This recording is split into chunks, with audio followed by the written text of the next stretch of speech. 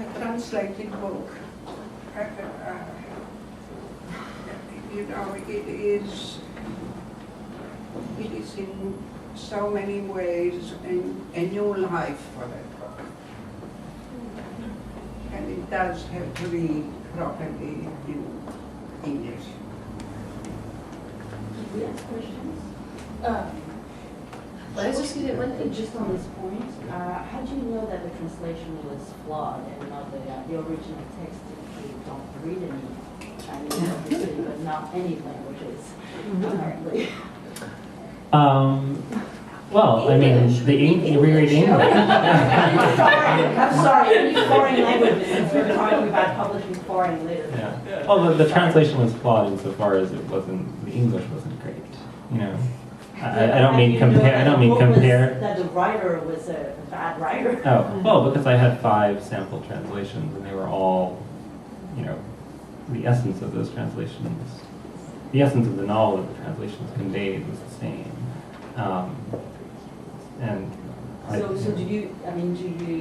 What do you rely on to choose the books that you're going to publish if you don't read any of you go through agents, through translators, and you trust some translators to bring you new projects, or if you always work with the same translators? I mean, how does it work? I didn't mean to imply that I always work with the same translators. It's just, it's a very much of a safety net to work with people that you know are excellent. I mean, that's just huge. It's a huge group. It's a hodgepodge of things. You know, I don't know about you guys, but I mean, we rely on friends, writers, our own writers, other On writers. editors in other countries. Yeah, colleagues from abroad. Publish more or less the same type of literature. There's also a lot of things like Fence and Two Lions, where you can read people, Words Without Borders, you can read things, you know, that don't have publishers here yet. We're always looking at those, you know, trying to find lots of things. There's a whole network of, it's like poking around the dark and feeling things. And it's very important to have that network, even if you are familiar with the language. Somehow you need to know what the response will be to that book. You have to choose something that makes sense to be published in this country. So much is published, so that, of course, we all try, I think, to look for the best.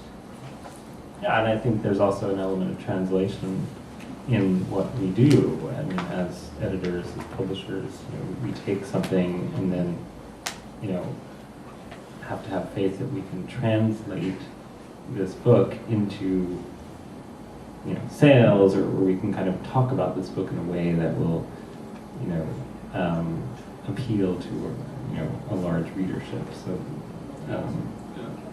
It occurs to me that the first readership you have to appeal to a lot of times may not even be a readership, but maybe the marketing people or the other people on different, sitting around different tables inside their house.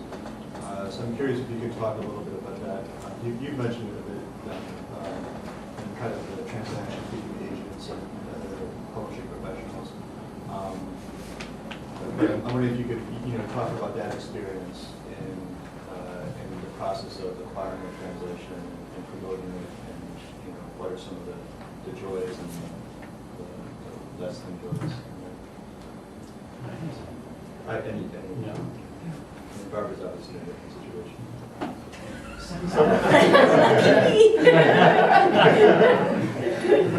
Well, I mean, you know, editorial decisions are really made on the basis of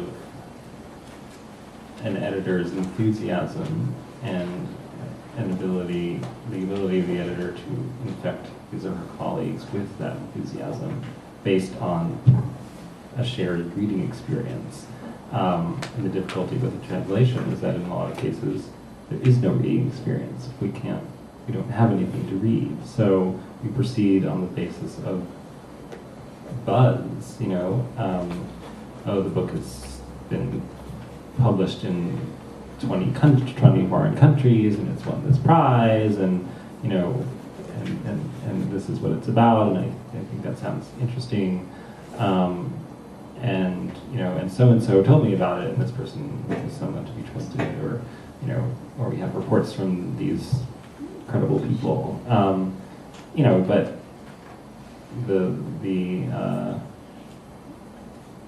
getting to the point where we're going to commit to something and bid on something is much more difficult when a work in translation is concerned, because we can't. There's always a gamble, even if you're publishing something that's written originally in English, but here we can't even really read it. So that's why all these other pieces of information are even more important. Oh, and then of course there's ultimately the power that an editor has is his or her credibility as an editor. What has he or she published? Does he or she have a track record? Can he or she becomes the one in whom trust is invested by his or her colleague. Yeah, it makes me think a little. I mean, nonfiction books are often sold. There's something to read, but there's no book there, and it might be even just be 10 pages or an outline or a proposal. So, yeah, you're still relying on, or you're often relying on the editor or the writer's credentials. The writer, We know that the writer has the chops because he writes for all these publications, and there's won reporting prizes. Yeah. But I would say from friends who work at the larger houses, you're saying you're exceptional. We're exceptional in that it's still small and independent and everything, but they talk about going to these marketing meetings, and it's one thing if you have an author's name that everybody can pronounce and you have a book that they can read, and it's really different. And they're often younger editors who love these projects, who speak, gone to the effort of learning languages or 2 languages or whatever, and they love these books, and they go for it, and they're totally defeated. It's just forget about it. And I would only say that our distributor is Norton, and you go and they mean well, these salespeople, they really do, and they like the directions, but they look at you and you say, here's a book by Lilieta Leshmaku, and here's a book by Gu Chang, and here's a book by Laszlo Krasnoharkai. They just blaze. I mean, it's just to the point that the next thing we're going to have phonetic spelling in our catalogs. I was like, no, we're not going to do that. There was a little movement for that, a little Palace Revolution. I was strongly encouraged to change the Chinese author's name to Joe.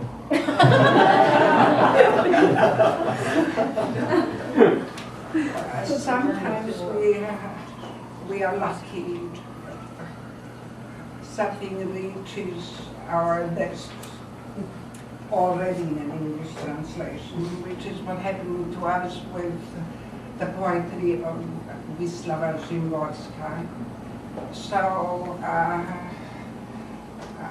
I remember there was this, it struck me as absolutely marvelous, and things were not going to well at the publishing house, and I thought, how am I going to convince them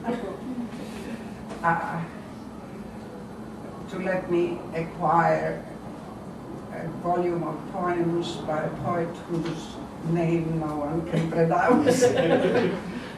And when I talked to the then editor-in-chief, he asked what I had. And I said, well, here is a volume of poems. They are exceptional, and we should do that. What do you think? And he said, do we have to? So we did do it, and she won the Nobel Prize. So good things happen. Yeah. I wondered if we could talk for a minute about the question of retranslations, which comes up once in a while. I know it's come up with Drenka, with the Tin Drum, and John Madame Bovary, and I just wondered how you how you take that decision to make the retranslation. Has the translator come to you? Is it a marketing thing? Is it just the right moment? What goes into that type of? And Barbara, I don't know if has New Directions. I don't know if they've done any retranslations. We just recently got mugged. There's this great guy, Benjamin Moser, who wrote the biography of Clarice Lispector, and he took me out for drinks, and I really got mugged. And I've always liked our Lispector translations. They're by Giovanni Pontiero. I fell in love with Clarice through his translations, especially The Hour of the Star. You know, this is somebody who's a great, I think, a wonderful writer, and as I knew her, of course, through this translation. And one other translation was by Alexis Levitan, but the ones that I really knew and loved by Giovanni Pontiero. Anyway, so we go out for drinks, and I think innocently enough, he's going to help me, because he just published this really well-regarded biography. Oh, I'm going to cash in on him. You know, like, yay. He used to be the Harper's book editor. I was like, yay, we're going to sell more on the Spectre. Anyway, no, it wasn't the story. The story was that our translations really sucked, and they were full of errors, omissions, smoothings over, dumbings down. And it was like one of those drinks, you're like, ooh, shit. Like, darn. And he like started marking up my books. I was like, yeah, this is wrong, this is wrong, this is wrong, this is wrong. Anyway, it was a long drink. And but he's a very charming man. So I ended up embarking on this thing of doing 4 books with Penguin UK underneath his author, sort of a series editorship. And it's great. Like, only one of them is one that we originally owned called Near to the Wild Heart, which is her first book, which is an incredible first novel, which I don't know, she was a teenager when she published it, and it's an incredible book. And then there's 3, one of which has never been in English, and 2 were with university presses, and their terms of license were up, and so Ben was like, and I just know from having tried for years to read one called The Passion According to GH, and finding it impossible, finding like chewing glass. Like, you try to read it, you know she's great, and you know you're going to get to the big cockroach scene, and it's like, and I never got very far, and I just couldn't. And so anyway, so he got me to agree to all of that, and so we're dealing with that, and we're talking about all this stuff, and he knows that we're just relaunching the new cover, which is something you do with New Directions books. Is you take an old book and put a new introduction, and Colm Toylan wrote a beautiful introduction to The Hour of the Star.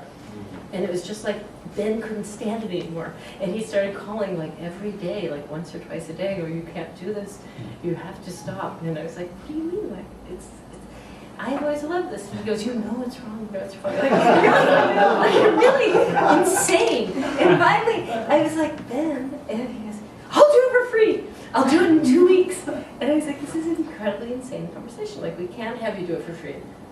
And I thought, maybe. But then I thought, also you can't do it in 2 weeks. He goes, I've been working on it. And then I realized that he had been working on it.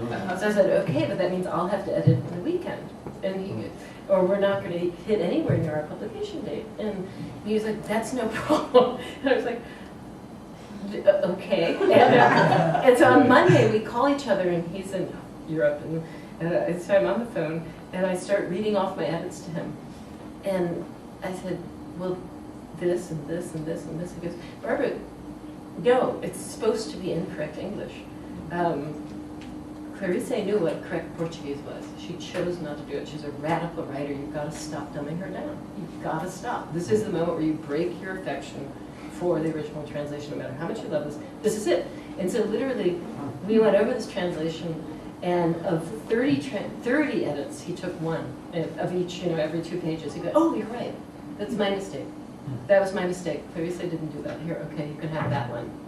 It was like, it was an incredible experience, and kind of disheartening. But in the long run, it's a great new translation. It's very different. It's very radical. It's a new perspective. So that's my one. Yes.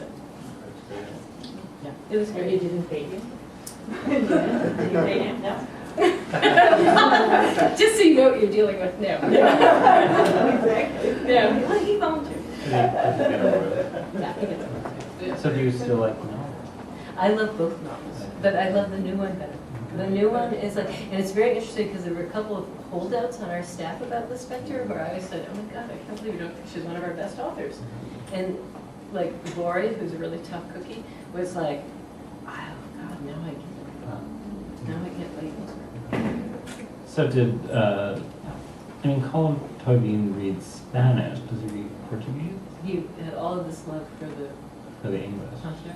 So has he now read the new one or not? I hope so, I sent it to him.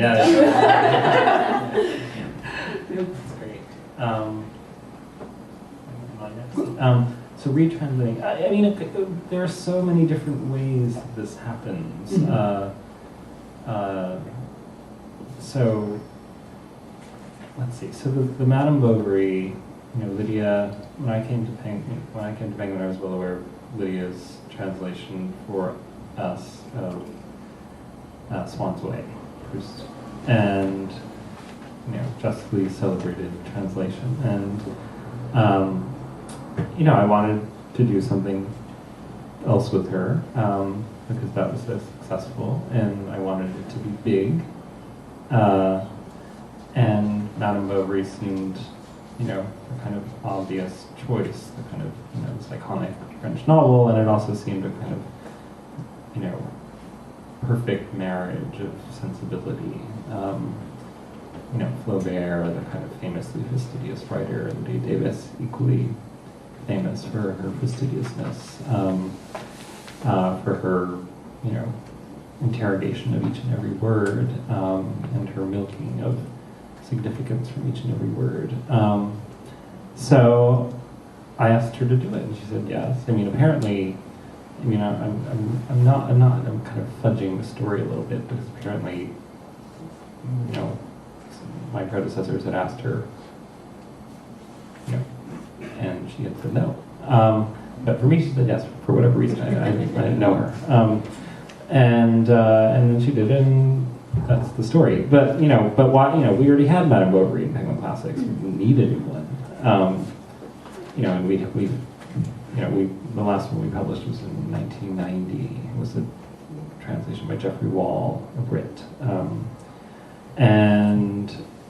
So that had been around for the last 20 years, and it was the market leader in.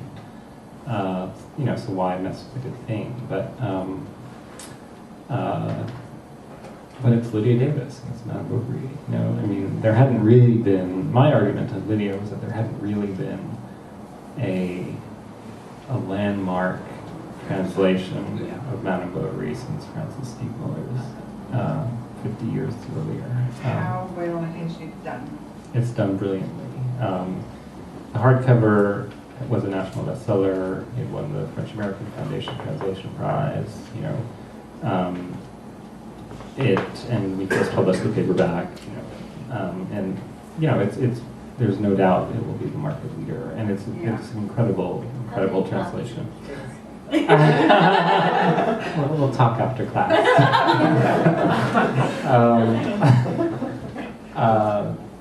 So that's one example, but there are lots of other. That's not how it always works. We have in that case we already had Madame Bovary in Penguin Classics. There are a lot of books. We have a lot of things in the Penguin Classics, and some would think we have everything. Somebody wrote to Penguin Classics a few years ago and said, can you give me a list of all the classics in the world? I know we're powerful when we, make classics, but there's no such thing as every classic in the world, obviously. But there's one classic that I've just published.